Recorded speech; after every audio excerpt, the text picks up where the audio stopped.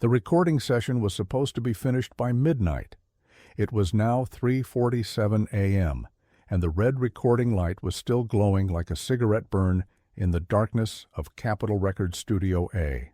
Louis Armstrong sat in the control booth, watching through the glass as they made the 19-year-old kid play the same trumpet solo for the 18th time. The kid's name was Marcus Williams. He was from Detroit, skinny as a street lamp, with fingers that moved over his horn like lightning, and a sound that could make grown men weep. He was also completely exhausted, sweat pouring down his face, his lips cracked and bleeding from hours of nonstop playing. But the white men in expensive suits weren't finished with him yet. Louis had been brought in as a consultant for this session, which was Hollywood speak for using his name to legitimize what everyone knew was exploitation. Capitol Records was grooming Marcus to be the next big thing, the next Louis Armstrong, they said. But they wanted to control every note, every phrase, every breath. What they didn't know was that Louis Armstrong was about to become the most dangerous man in the room. "Take 19, barked Phil Garrett, the producer, into his microphone. He was a tall man with thin lips and cold eyes, the kind of man who saw music as product and musicians as machinery. "And this time, kid, try to make it sound like you actually want to be here." Marcus looked up at the control booth, his eyes pleading. He'd been playing for 6 straight hours. His lips were numb, his hands were shaking. But the contract he'd signed, the contract they'd pushed in front of a desperate teenager from the projects, said he played until they were satisfied. Louis had seen enough. He stood up from his chair and walked toward the door of the control booth. The engineer, a nervous man named Dennis, looked up in surprise. "Mr. Armstrong, where are you going?" Louis didn't answer. He opened the door and stepped into the studio. The sound of Marcus's trumpet died away as the young man saw him approaching. "We're not done yet," Garrett's voice crackled over the intercom. "Nobody said you could take a break."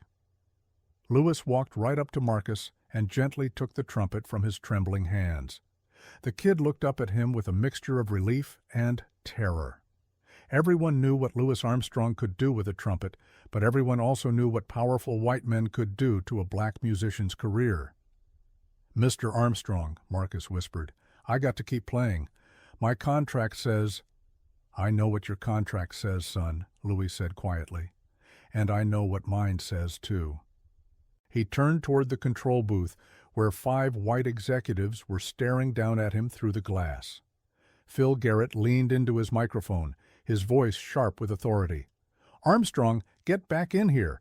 We're paying you to observe, not interfere."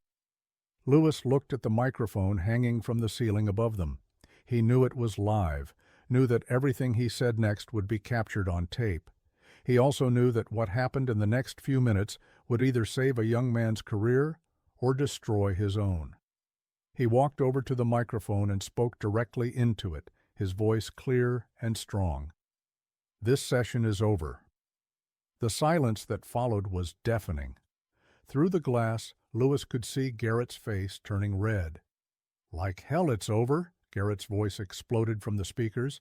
"That kid signed a contract. He plays until I say stop." Louis smiled, but it wasn't his famous, crowd-pleasing grin. It was something colder, more dangerous. "Phil, come down here for a minute. Let's talk man to man." "I don't need to come anywhere. You work for me, remember? Both of you do." "No," Louis said, his voice deadly calm. "You got that wrong. I work with people. I don't work for anybody." To understand why this moment was so explosive, you have to understand the music industry in 1955. Black musicians were gold mines for white-owned record companies. They created the sound that made millions, but they rarely saw the money. Contracts were designed to trap, not reward. And challenging the system was career suicide. Louis Armstrong knew this better than anyone. He'd navigated this world for 30 years, playing the role of the smiling, non-threatening entertainer while building one of the most successful careers in music history. But he'd also never forgotten where he came from, and he'd never stopped protecting the young musicians coming up behind him. Marcus Williams represented everything Louis had once been: talented, desperate, and completely at the mercy of men who saw him as property. Phil Garrett finally came down from the control booth, flanked by two other executives and a man Louis recognized as Capitol's head of security. Garrett was furious, his face flushed, his hands clenched into fists. "Armstrong, I don't know what game you think you're playing, but—" "No game," Louis interrupted. "Just business." He reached into his jacket pocket and pulled out a folded piece of paper.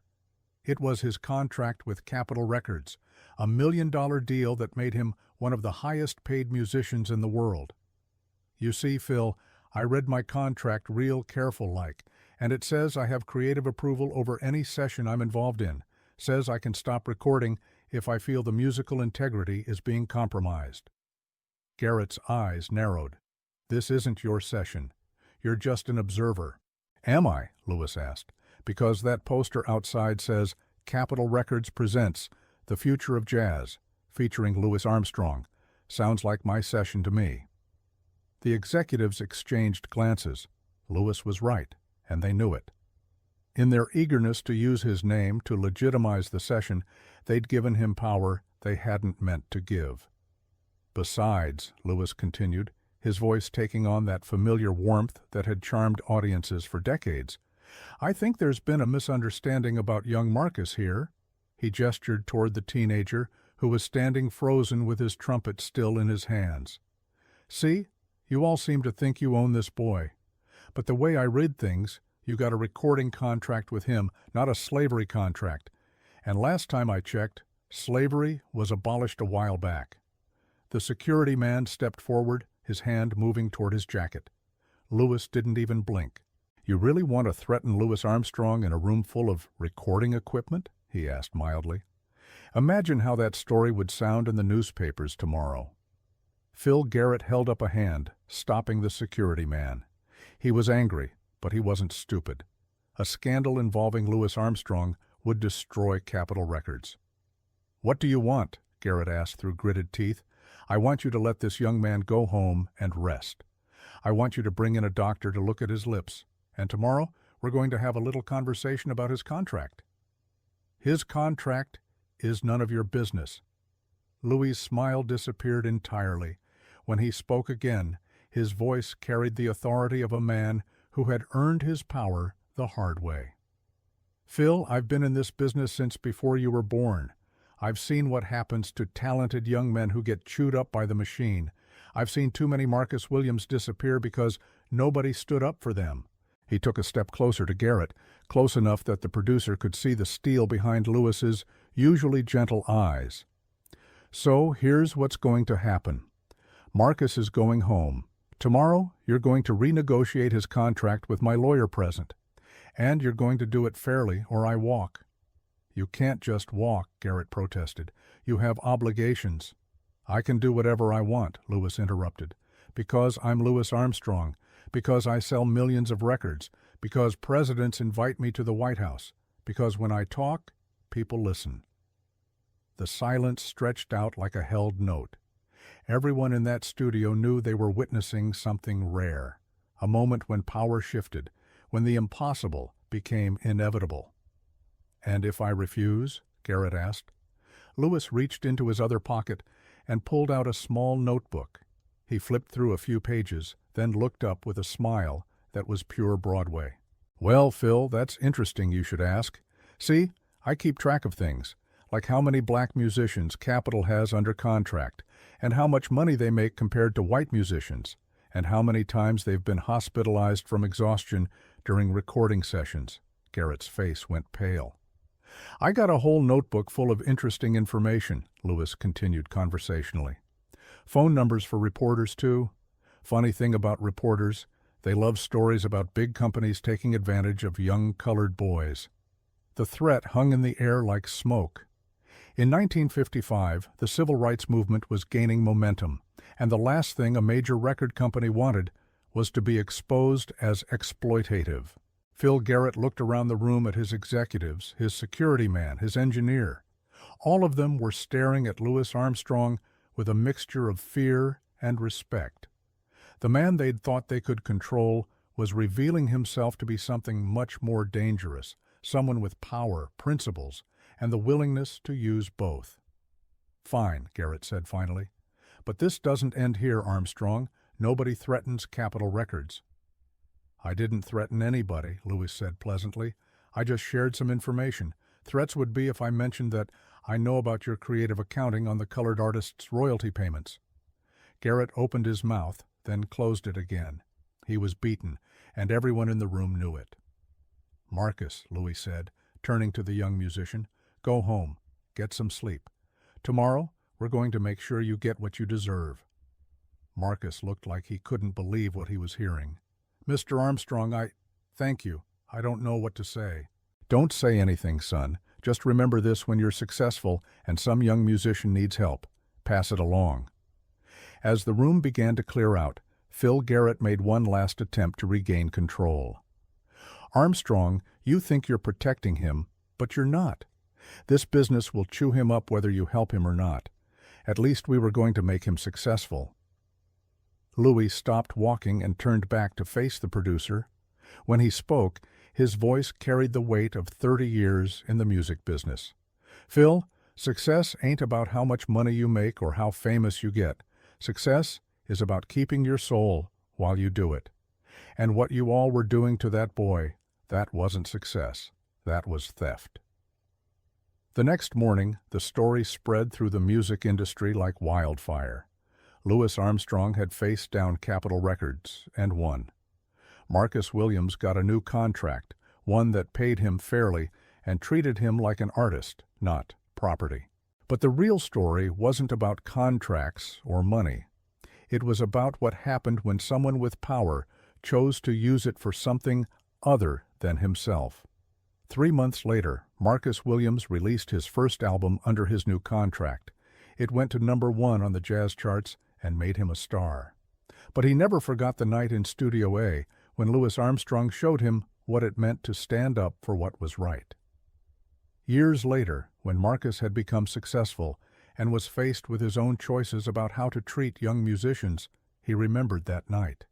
He remembered the way Louis had smiled when he was angry, the way he'd used his power like a surgeon's scalpel, precisely, carefully, effectively. And when a young singer named Gloria Hayes was being exploited by her record company in 1963, it was Marcus Williams who stepped in, notebook in hand, ready to share some interesting information with reporters. The ripple effect of that night in 1955 continued for decades. Louis Armstrong didn't just save one musician's career, he created a tradition of protection, a code of honor that passed from generation to generation. But perhaps the most important thing that happened that night wasn't about Marcus or the music industry or even justice. It was about Louis Armstrong himself and the realization that his greatest performances weren't always on stage. Sometimes the most important thing an artist could do was to stop making music long enough to make sure other artists had the chance to make their own. Louis Armstrong once said that music was his religion. But that night in Capitol Records Studio A, he proved that sometimes the most sacred thing you could do was to put down your instrument and pick up your conscience. The red recording light finally went dark at 3:47 a.m., but the real recording, the one that mattered most, had been made in the hearts and minds of everyone who witnessed what happened when a legend decided to live up to his legacy. Marcus Williams played music for 60 more years. Every note he played, every song he sang, every young musician he helped along the way, carried with it the echo of that night, when Louis Armstrong showed him that being great wasn't just about how you played. It was about how you treated the people around you when the spotlight wasn't shining. And in a business that could break hearts as easily as it could break records, that was the most beautiful music of all.